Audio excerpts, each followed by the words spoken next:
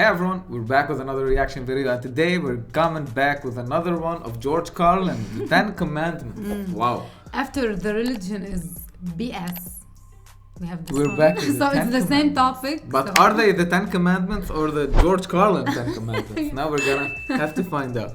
Here we go. Thank you. Now, folks, here's something else I got a problem with.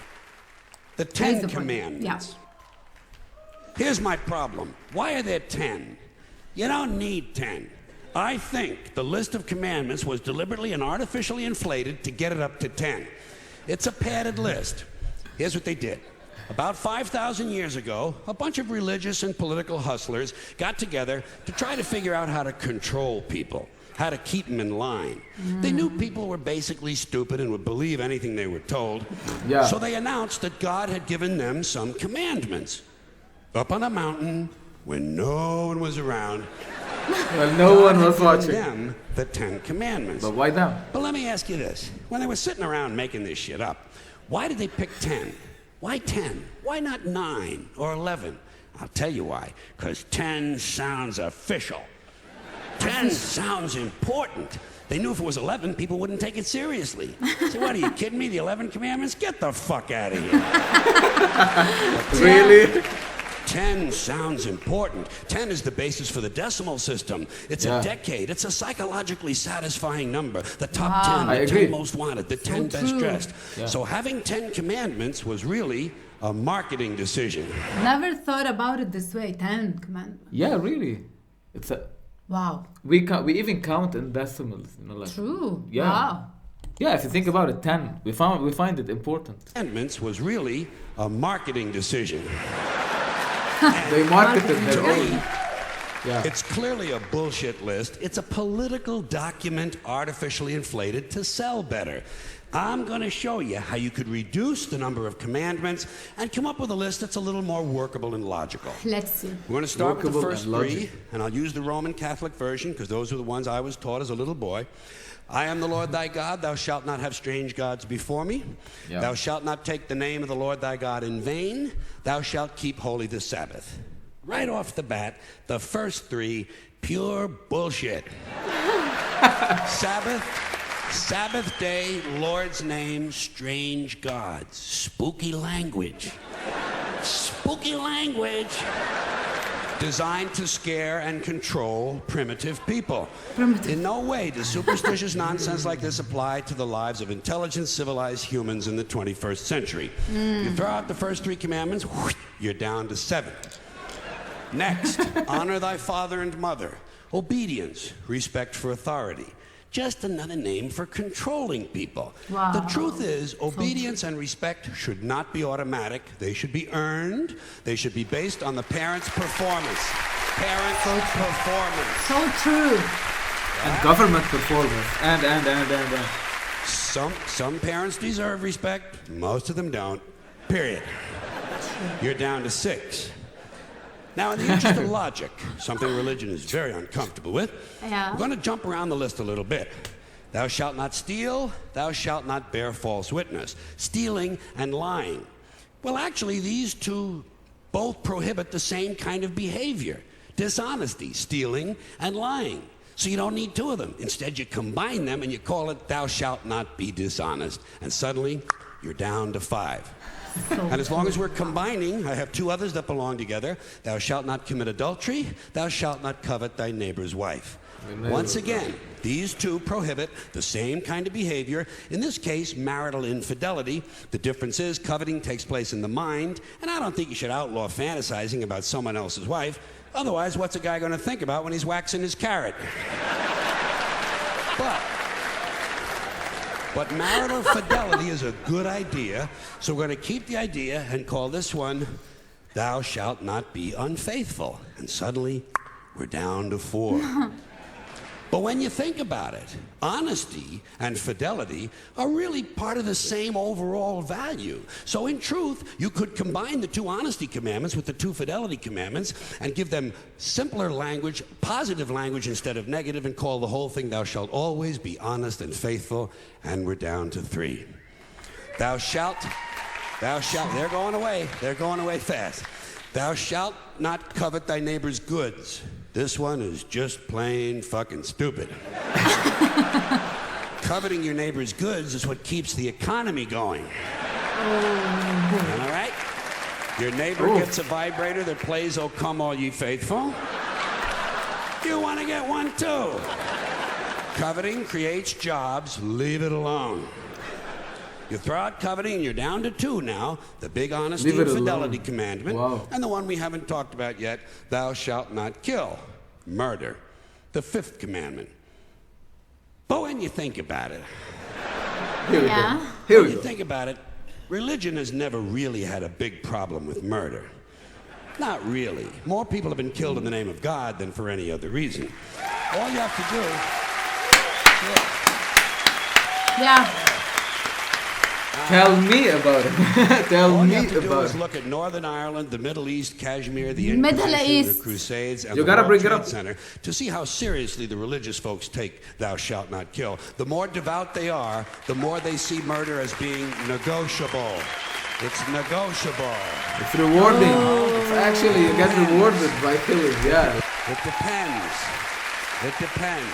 They even reward. It depends on who's doing the killing and who's getting killed. So, with all of this in mind, I leave you with my revised list of the 2 commandments. 2. Thou shalt always be honest and faithful to the provider of thy nookie. And thou shalt try real hard not to kill anyone, unless, of course, they pray to a different invisible man from the one you pray to. 2 is all you need. Moses could have carried him down the hill in his fucking pocket. And if they had a list like that, I wouldn't mind those folks in Alabama putting it up on the courthouse wall. As long as they included one additional commandment, thou shalt keep thy religion to thyself. Thank you, everybody. I love you. Now, amen to that. Amen to that. I can listen to him forever. Man, poetry. George Carlin, I don't hear him. I don't hear him talk. I hear absorb him, everything he's saying. Yeah, it's like you're hearing a poem or like art, really art. Wow. I don't know why, but he got that thing, that delivery, the character, everything combined. She broke the headphone for George Carlin. I love listening to him. I love what he's saying. I love logical and rational people. I love the reaction of the crowd too. You know, like woohoo to that, like yeah. Oh my George God, Carlin. he is so right about every damn word he said. Actually, I never thought about the 10 commandments as why there are 10, and now he's dissecting and analyzing it, and it really makes sense. You know. Yeah. It's down to 2: don't kill and be honest. Yeah. And yeah. The only I don't two, care about your religion. keep as it long desire. as it doesn't interfere in politics and social life and everything. Just and if you don't force it on me, don't force it on me. Yeah. I don't care. If you, I mean, and don't hang it I in the want court. to comment on one thing, and this is so true, especially nowadays, which is for me, religion is the source of everything of killing, you know, especially in the Middle East. Yeah. Like what we are witnessing nowadays. We have it bad. We are, this area here, Jesus was born in this area. Yeah. And this is actually the source of all conflicts. This region is ravaged with wars. This is just to emphasize that religion, although it's good for some people, you know, mentally and like as a source of comfort for them, but if it interferes with politics and government and everything, like it becomes a source of evil for me. Yeah, I agree. If you understand what I'm No, like, I here agree. Christians and Jews and Muslims live in this region, especially the Middle East, and everyone, they don't get along all the time. Yeah. So, and we're just like, okay, we are Christians here, but I don't care as long as you are a good person. I don't care what your religion is. Sure. You know. This is the only commandment actually. If like you're good, you're good. mind-boggling. If you're bad, you're bad, and you gotta base your judgment on that. Like true. how you treat me and how I treat you and how I should be treated. As simple as that. Yeah, but apart from that, I agree to the part like here in our region. Yeah. before the lines, the borders, the limits, The region. before all that, the fact that he talked about primitive people, because really, if you think about it, primitive people can be led by, can be controlled, They and are led brainwashed. by all sorts of illogical things. Yeah, like because Let's call then it this like way. yeah, if you have a king, they think the people, the peasants, all that quality of people, you know, they don't think, they're not educated, they're ignorant.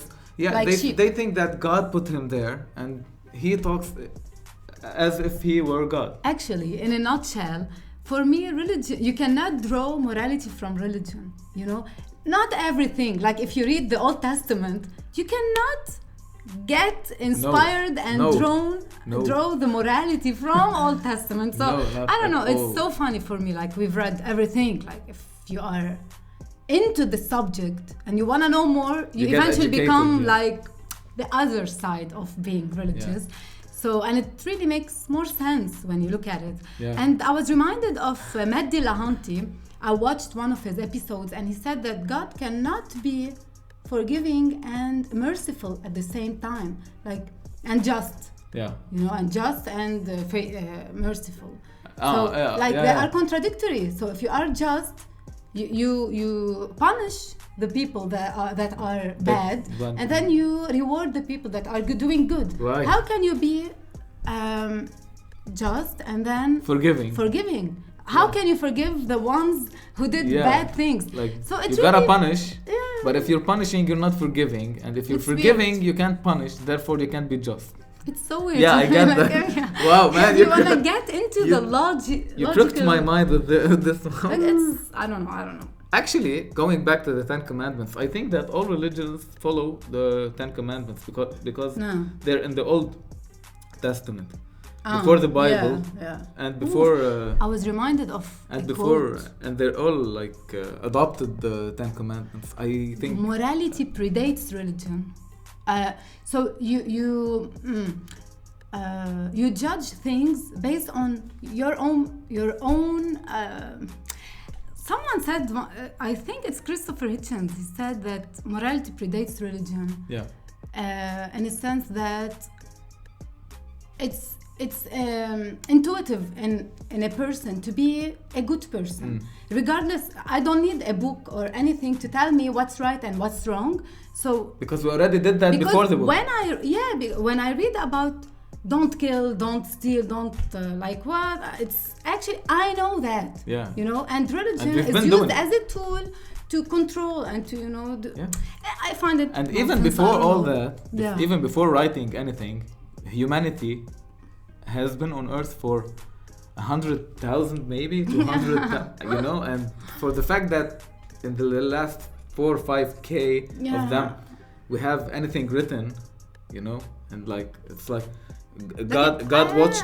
You God point watched, out like, a lot of bad I'm gonna let them be ignorant and like die without being saved and all that until here. Oh no! Now I'm interfering and all that. I don't know. But I understand the need of some people, you know, to rely on this book, to rely on, I don't know, whatever book to draw morality from. But if you're a good person, you're a good person. If you are a bad person, you are a bad person, even though you're religious. So sure. What's important is to be a good person, to treat others the way you want to be treated, and that's my religion. To be a good person. And if you're not good, you're going to jail. and that's that. That's it. You're being punished. The end.